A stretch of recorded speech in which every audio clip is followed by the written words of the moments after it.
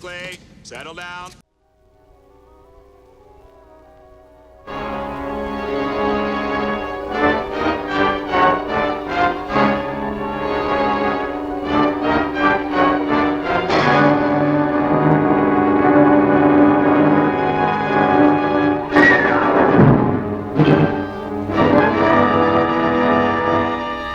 February 1942.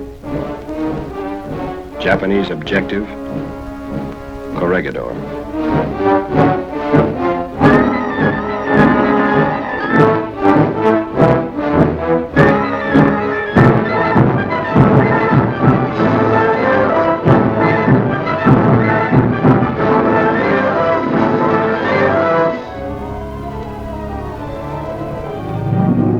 A president's order to leave. A soldier's promise to return. A soldier's hope. An appointment in Tokyo.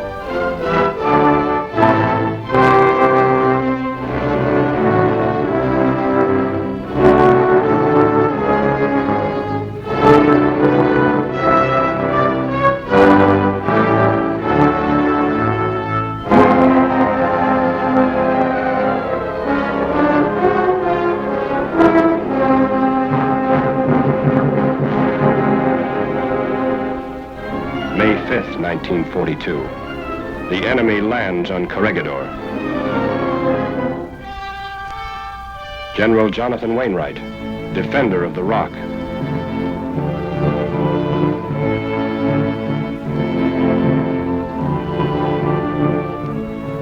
Skinny Wainwright's pen wrote deep into the American memory.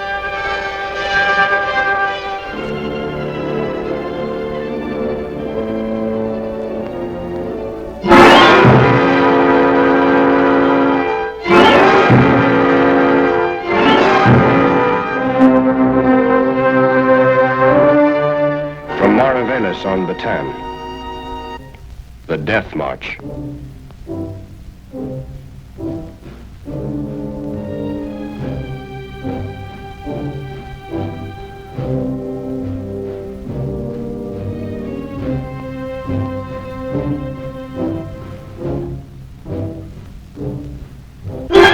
It's moved on.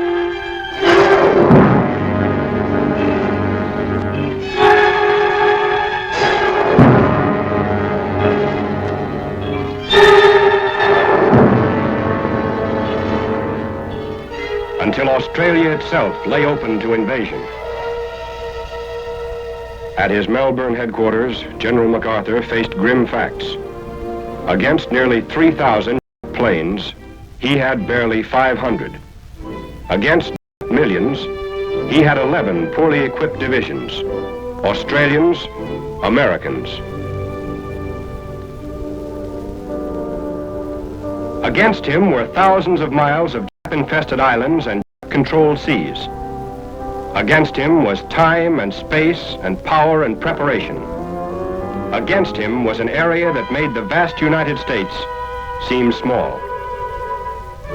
American industry and labor were converting from the non-essentials of peace to the necessities of war.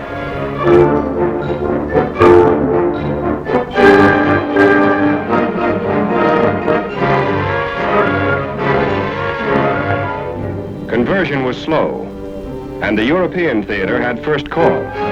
There was little to spare for the Pacific, little to travel 10,000 miles from factory to foxhole. The longest supply line in the world, a supply line won and secured by naval victory in the Coral Sea, land victories at Guadalcanal and the Solomons.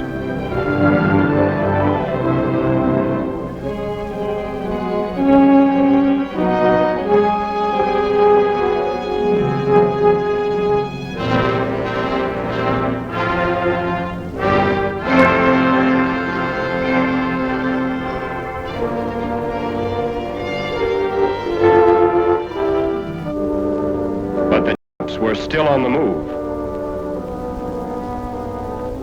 March 2nd, 1943. A strong enemy convoy was crawling through the Bismarck Sea. General Kenney's 5th Air Force struck with every plane he could get off the ground.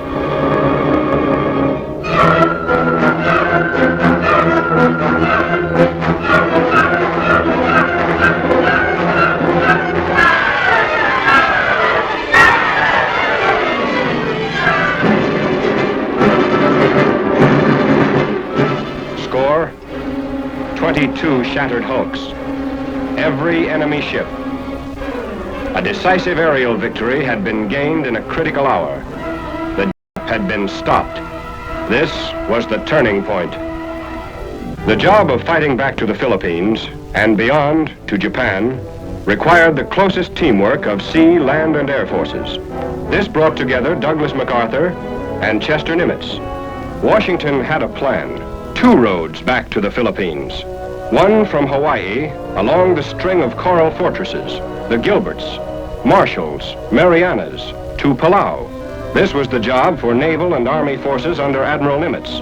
Another from Australia would cut through the jungle of New Guinea, up the stairway of islands to Morotai. This was the job for the Army and Navy forces under the soldier who had made a promise to return.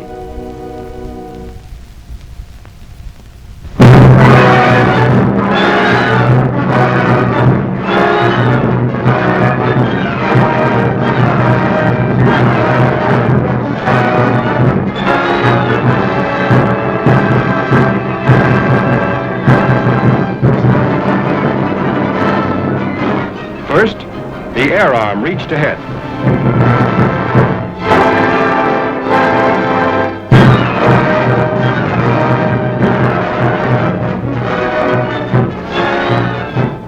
Second, amphibious assault. Hit 'em where they ain't.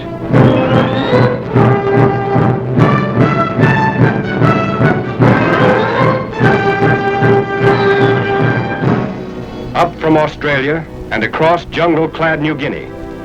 We learned amphibious warfare and used the sea lanes for surprise until we had cut off packed Rabaul and stood on the Admiralties. By now, the were dug in and ready at WWII. So we surprised Hollandia. WWII bypassed.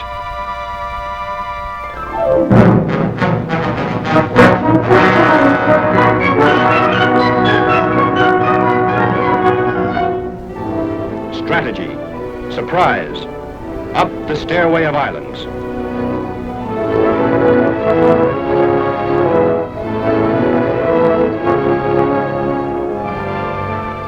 Morotai. The GIs of the Southwest Pacific were dug in and ready for the main event. To get here, they had left a lot of behind them. Box score, 152,000 dead, 160,000 bypassed. This total of 312,000 had cost us 13,000 dog tags nailed to white crosses.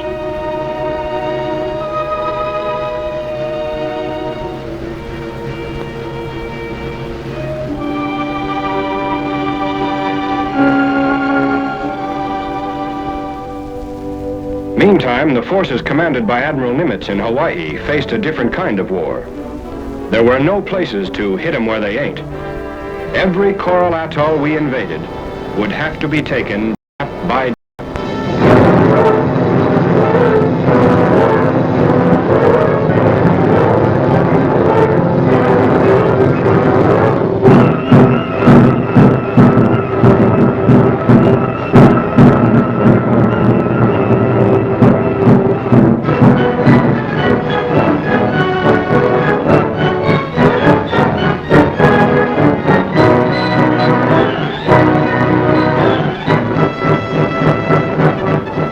westward through the Central Pacific.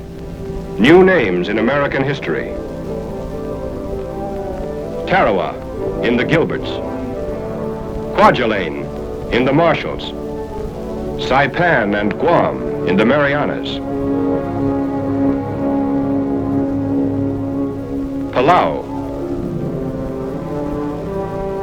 Palau and Morotai. We had bridged the Pacific.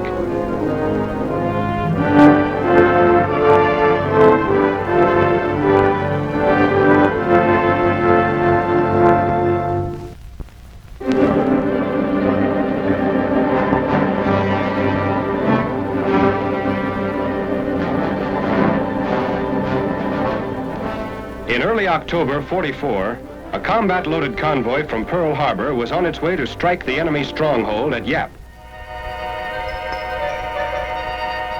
One afternoon, a top-secret code message broke radio silence.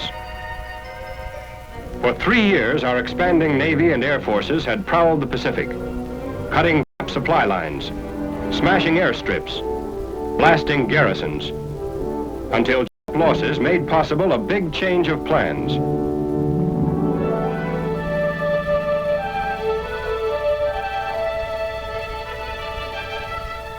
From Admiral Nimitz, instructions to change course. Yap invasion canceled. Rendezvous with task forces headed for a new objective. The Philippines. Now get this. These are the Philippines. Up at the top is Luzon, the most important island. Manila, Corregidor. The are expecting us here. Down at the bottom is Mindanao, another place the are expecting us. Got it? Okay. So we don't hit Luzon, we don't hit Mindanao. We hit here, right in the middle, at Leyte. Now remember, don't get careless. They're the same kind of they've always been. Any questions? Questions? Sure. The silent kind.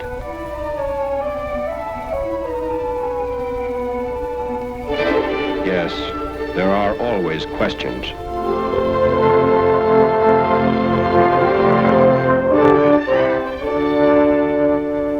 And the Lord said, I have surely seen the affliction of my people, and I have heard their cry by reason of their taskmasters. And I am come down to deliver them out of that land unto a good land. An army is a collection of men, and a man is a collection of needs. One of these needs is prayer, and prayer is a form of remembering. Remember? Yeah. Back in those canvas hotels in the staging area, where two can live as cheap as 2,000. Yeah, I remember. I remember Joe getting all polished up to go nowhere. What a character. Funny how the unimportant things were important. Like the first beer you had in 9 months. Like Tex and his accordion.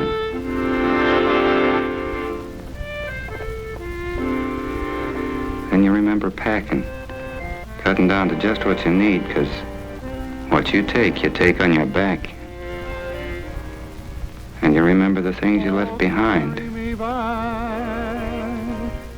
To the lone prairie. All the things you wanted to say and couldn't. And when I die, And all the things you wanted to take you can and couldn't. Neath the western sky, on the lone prairie.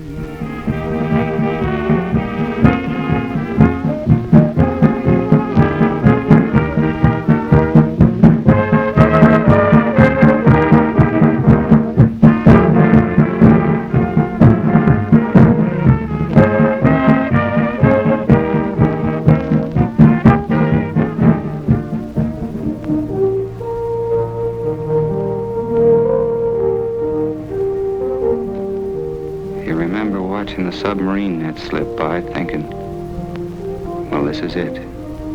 I'm on my way.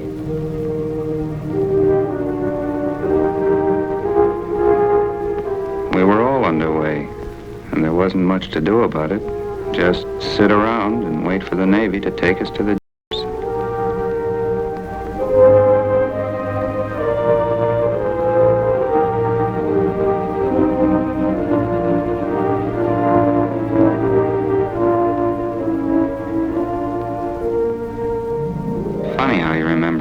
things at a time like this.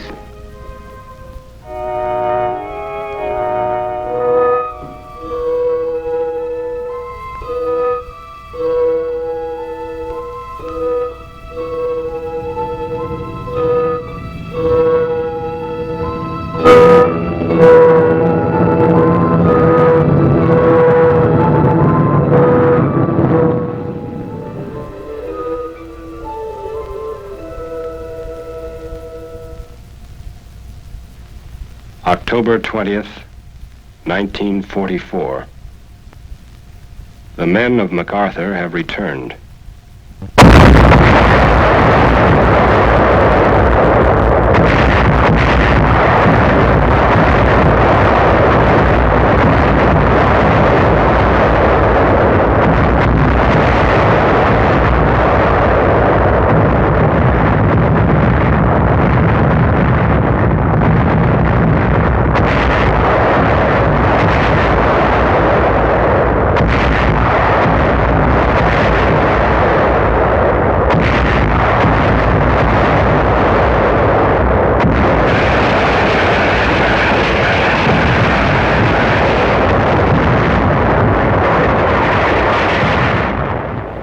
Assault waves, the untried, the veteran, the eager, the superstitious.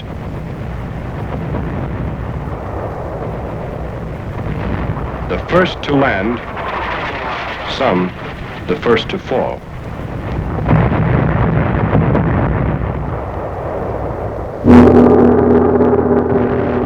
Captured film. The enemy waits. General Yamashita commanding.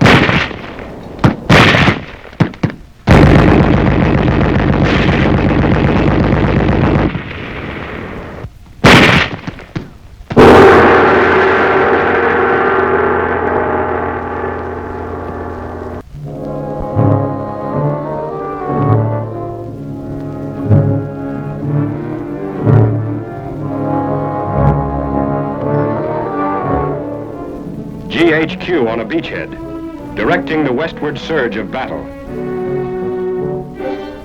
General Yamashita was determined to hold Leyte at any cost. To do this, he siphoned troops from garrisons all neighboring islands.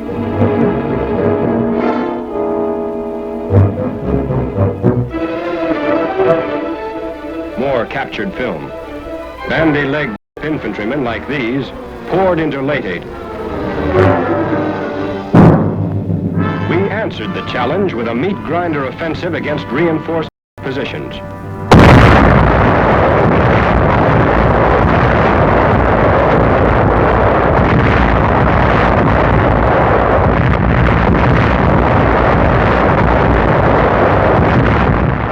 While the GIs pressed forward, grabbing ground, suddenly a new threat developed. The fleet appeared, heading directly for both entrances to Leyte Gulf, moving to blast loose our toehold in the Philippines.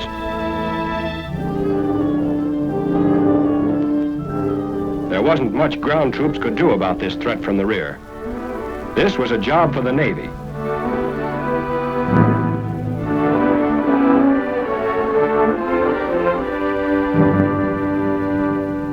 The first engagement was fought at night.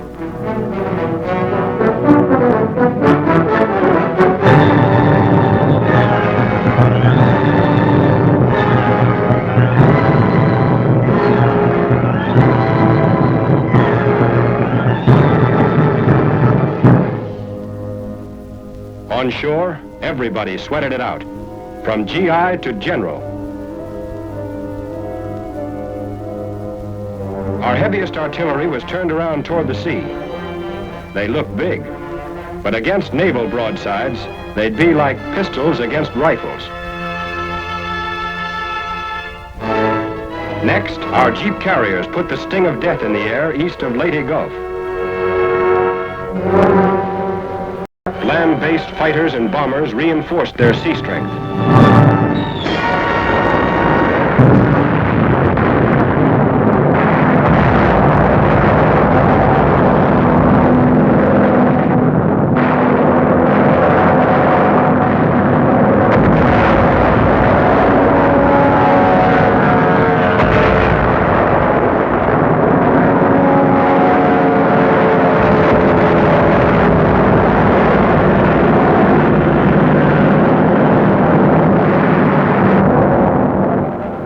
Some of our flat tops swallowed by flames, their planes still aloft, running out of gas.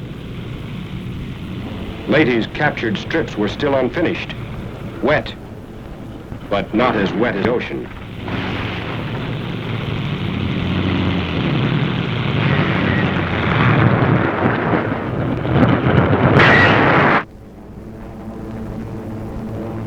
Meantime, east of Luzon, the third engagement.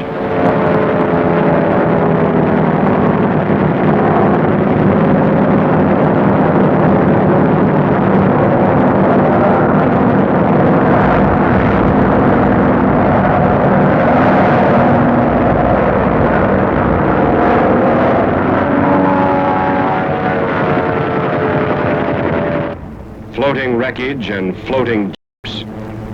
We had won a naval battle.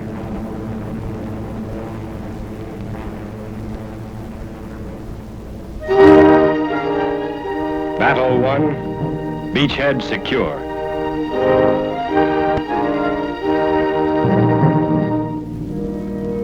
But to the infantry, it was just another day to keep pushing. The speed and dash of the first days are gone. You're not front page headlines anymore. And being dry is something you've forgotten. You march in mud.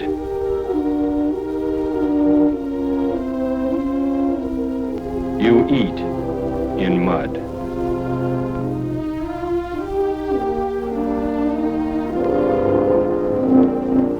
You rest in mud. You sleep in mud.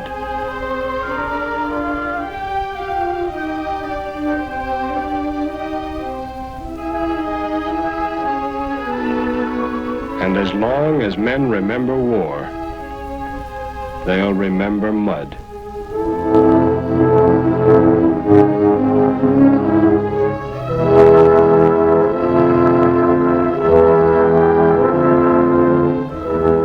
When you're hit, guys take care of you. You're kept alive, if it's possible. This is the battle behind battle. Courage and medicine are the weapons. Sometimes they're not enough.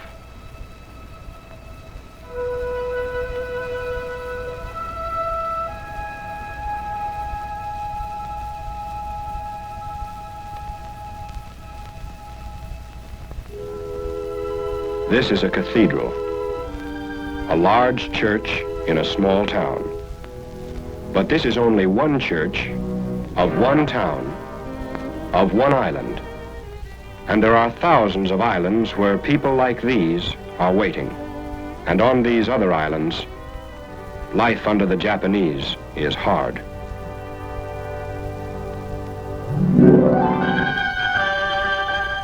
We knew what domination meant. Guerrillas had kept us informed.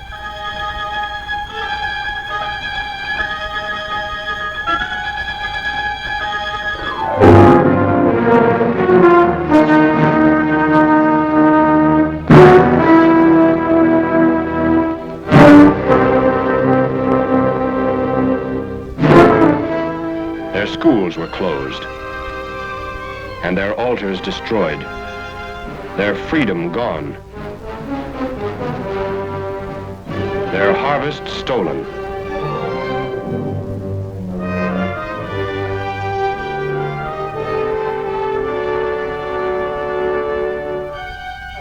Death rate, American prisoners, bilibid, increasing. American prisoners. Outside, graves for the dead. Inside, graves for the living. All of these people, Filipino and American, were waiting. General George Kenney's Far East Air Force was delivering bombs to targets on Luzon. Anything worth hitting was hit.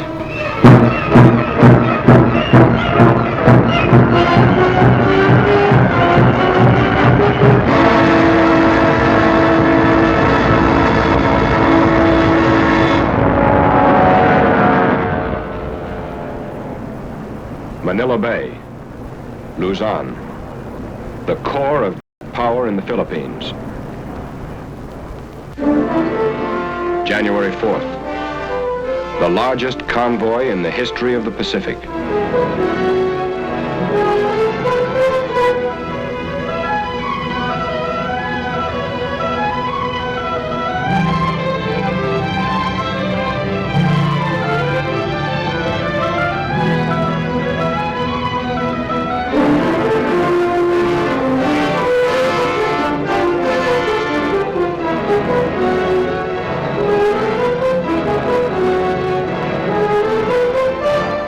January 9th, 1945. This is Lingayen Gulf, Luzon. 4 divisions landing abreast. We had expected a very different kind of greeting than these cheering Filipinos who told us that had pulled back 2 days before.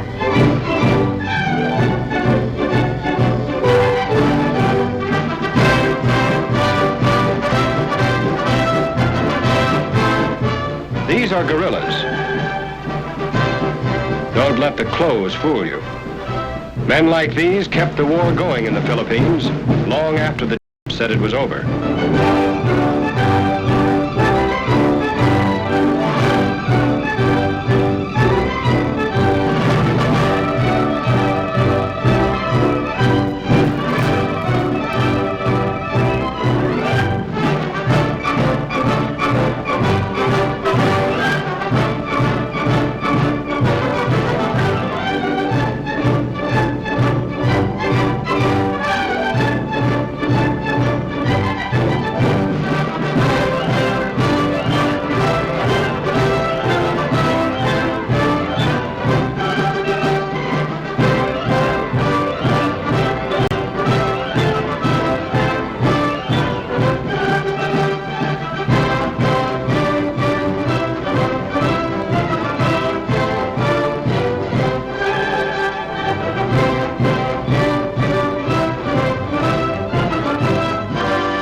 protect the main thrust to Manila, we pushed our left flank deep into the mountains to the north.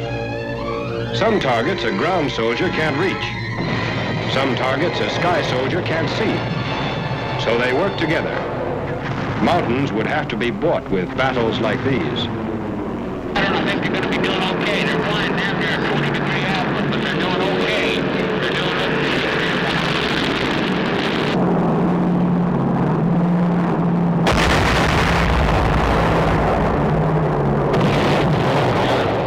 They're flying too much from northwest, too much from northwest to southeast. That is good. That is right on the ball.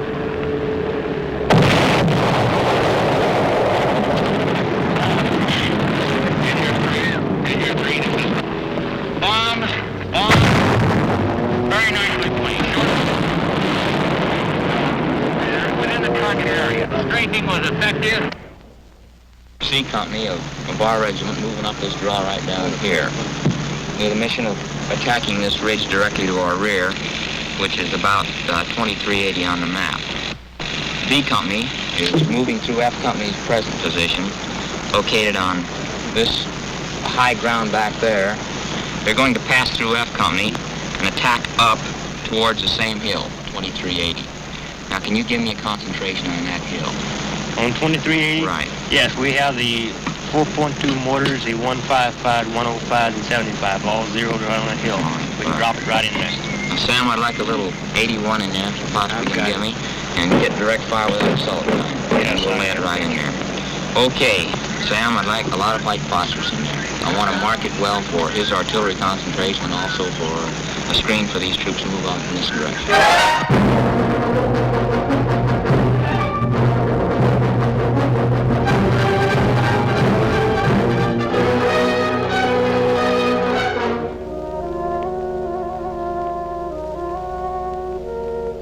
Yea, though I walk through the valley of the shadow of death, I will fear no evil.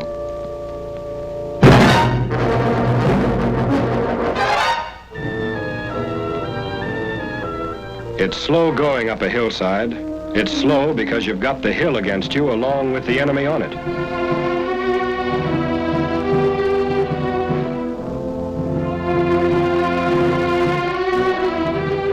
It's slow going up, sometimes slower coming down. Meantime, the main force sped down the Central Plains. Back of enemy lines was an important human objective, Cabanatuan, the prisoner of war camp. If we fail to reach these men, they'll be taken with the retreating on another death march. Hand-picked guerrillas and a company of rangers started on the rescue mission. 25 miles behind enemy lines.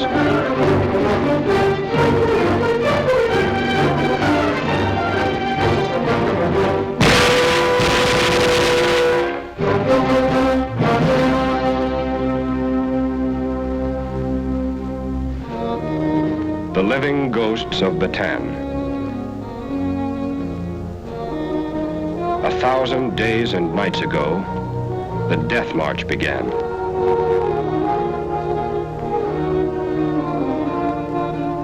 These are the few who finished it. Today, they are free.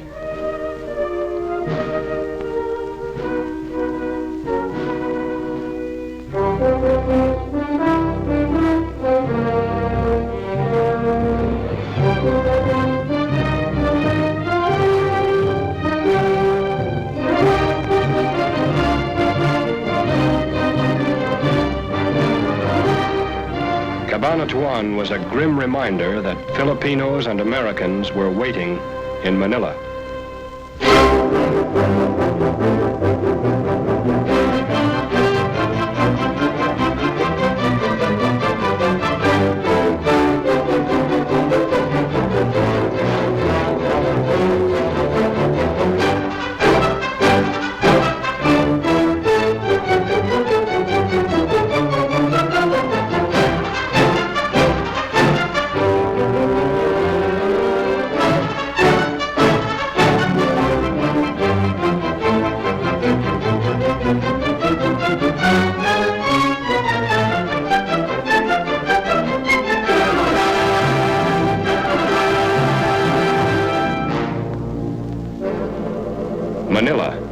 now caught in a stranglehold of armies as new forces landed, and the human vice closed.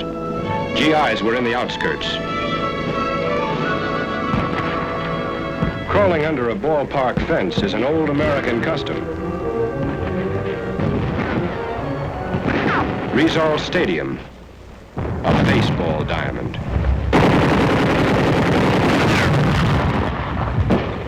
No game today.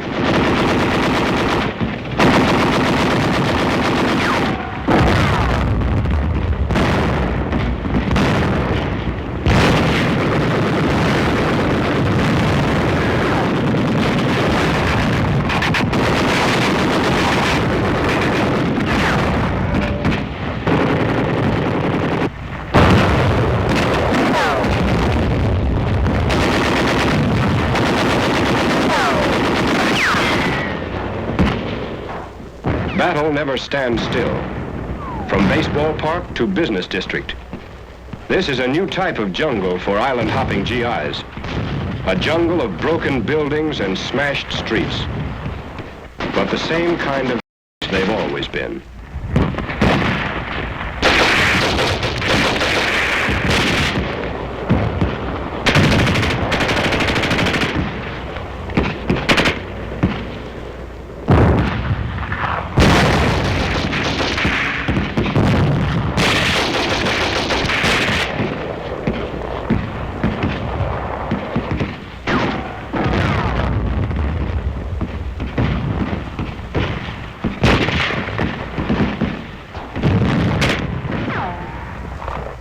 Yamashita had orders from Tokyo. Hold Manila or burn it.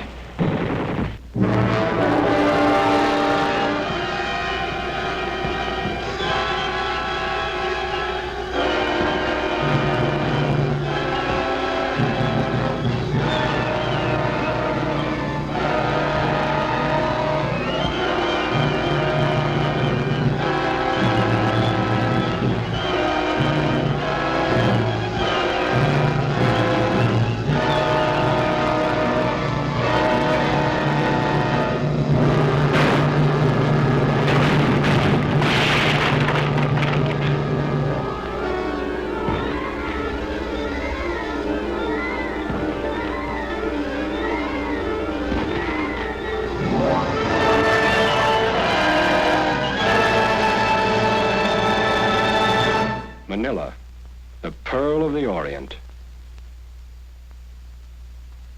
This innocent-looking piece of paper translates as follows. Japanese field order of 13 February. All Filipinos found on the battlefield will be executed.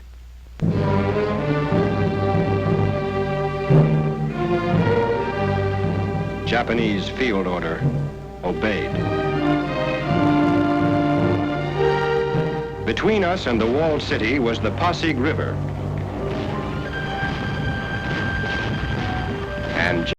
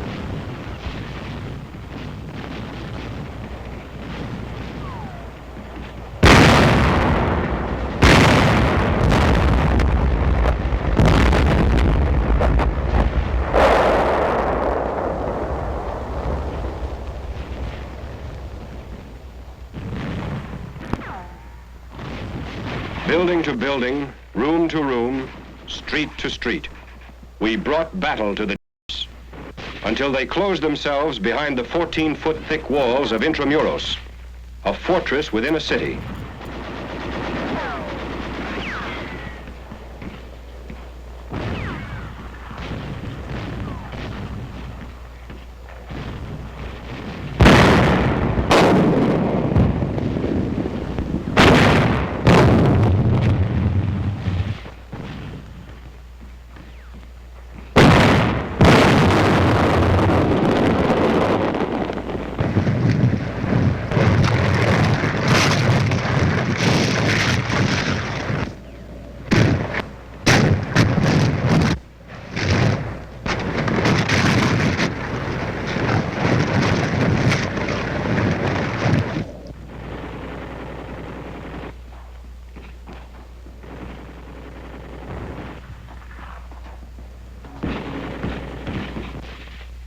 The jungle didn't stop these soldiers.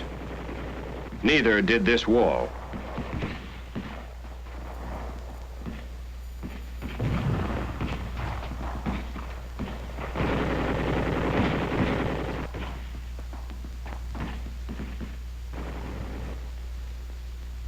Back of the broken wall, broken and all around them, broken homes. Homes thousands of miles away, but American homes, because the people who lived in them shared with us the American spirit. This is the payoff of battle, the silent reward. Many have fallen, that this one may rise. This one may smile. This one may forget. This one may heal. This one may walk. This one may find a home. This one may find peace.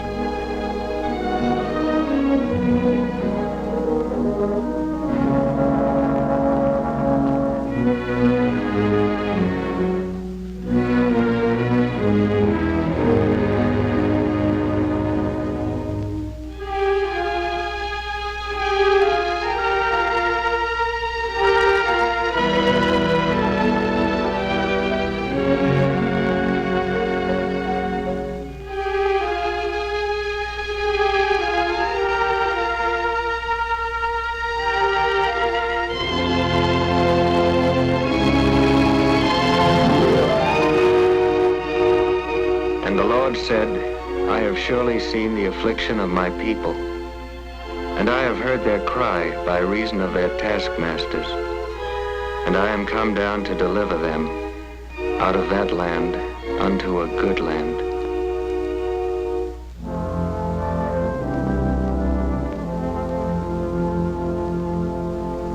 February 1945. American objective, Corregidor. The general had an appointment with the past.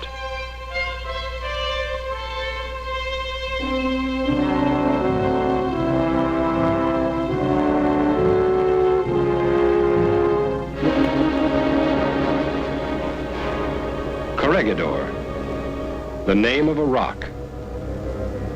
But it's more than a name. The way Valley Forge and the Alamo are more than names. These men will be jumping into the middle of American history. Those that live will be saying in the years to come, I was there. I jumped on Corregidor.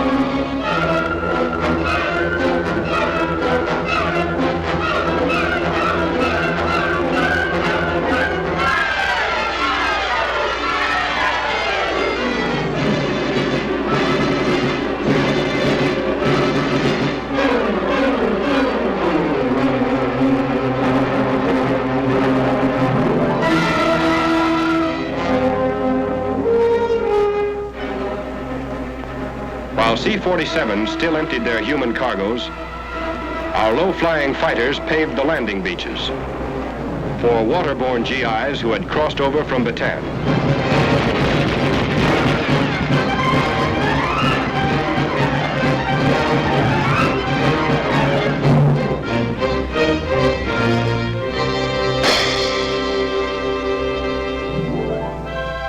"12 days after we had landed on the rock, Corregidor is again an American fortress.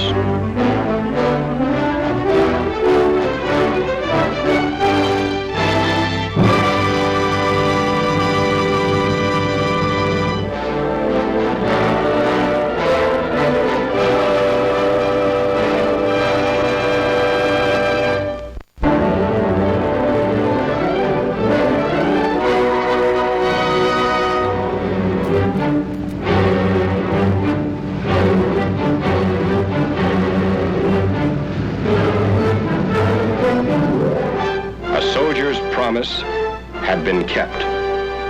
A soldier's hope could now be realized. On to Tokyo. While vast armies were being marshaled in the Philippines, the Marines won Iwo Jima. And Army, Navy, and Marine forces took Okinawa. Naval guns were knocking at Japan's coastline. And Saipan-based superforts were pounding Japan's skyline.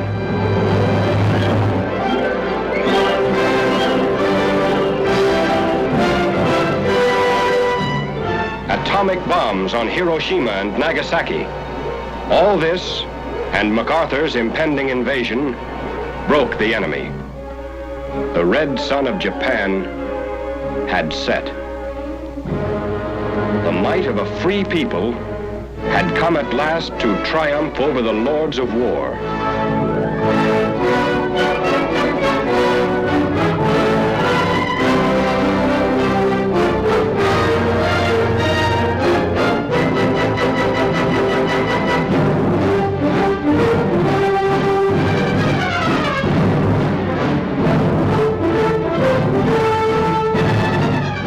The last beachhead, Japan.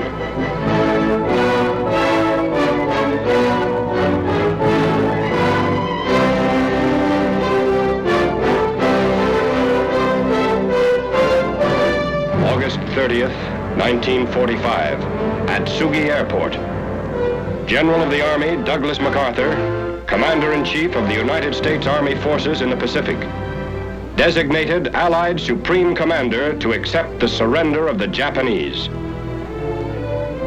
He was met by Lieutenant General Eichelberger, commanding the 8th Army.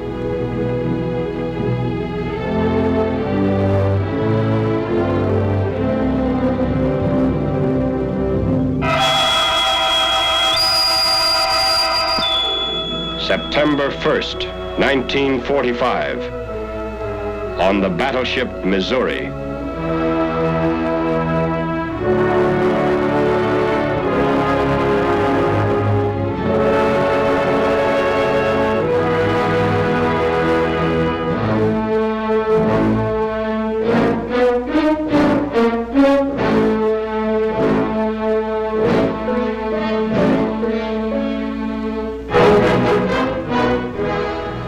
It is my earnest hope, and indeed the hope of all mankind, that from this solemn occasion a better world shall emerge out of the blood and carnage of the past, a world founded upon faith and understanding, a world dedicated to the dignity of man and the fulfillment of his most cherished wish for freedom, tolerance, and justice. I now invite the representatives of the Emperor of Japan and the Japanese government and the Japanese Imperial General Headquarters to sign the instrument of surrender at the places indicated.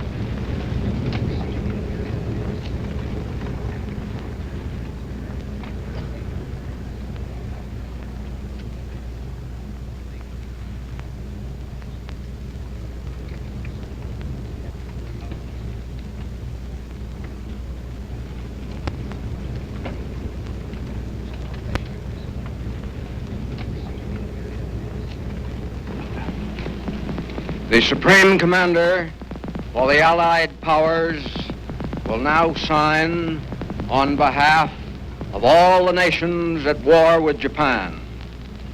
Will General Wainwright and General Percival step forward and accompany me while I sign?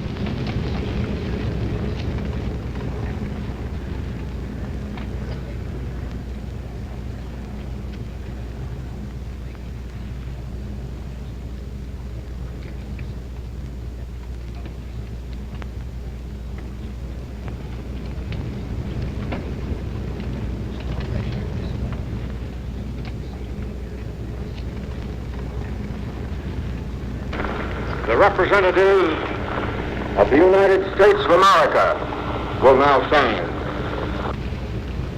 Admiral Halsey and Admiral Sherman are standing together.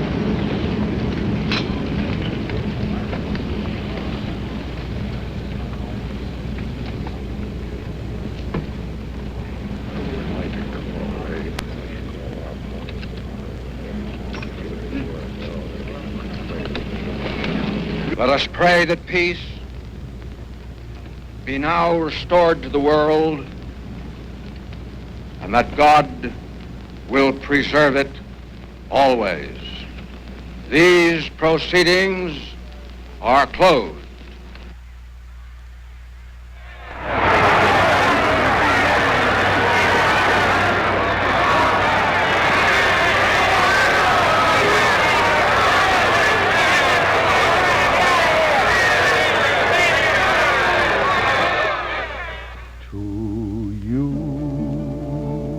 Beloved comrade, we make this solemn vow. The fight